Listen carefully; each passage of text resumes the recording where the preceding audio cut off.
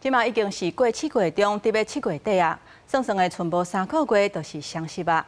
今年的雙十晚會確定會交予新北市來辦理，那雙十的煙火會佇咧台東，不過詳細放煙火的地點，目前是還未定案。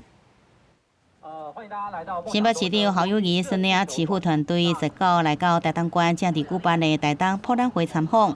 台東縣長廖慶鈴陪同參觀夢想東升的熱氣球館，希望新北甲台東繼續拓展農產文化甲觀光合作。另外，今年國慶晚會甲國慶宴會分別由新北甲台東主辦，北東連線合作打造國慶盛會。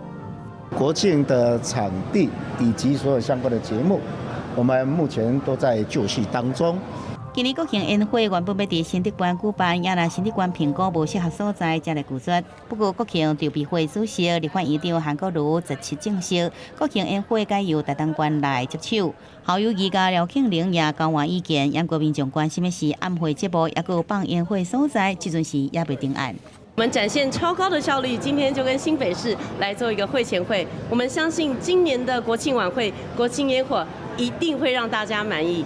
只是國慶煙火這類大型活動，來看的人卻袂着就幾萬人，親像人員的疏散。大家安怎行、安怎看這規劃，將是台東縣府愛面對的挑戰。2017年，台東縣不接這個放煙火任務，地點是在台東縣卑南溪出海口，鹽閣灣卑南溪的國家級濕地。當時環保團體真關心，呼籲縣府這擺好好來規劃，避開這個生態敏感區。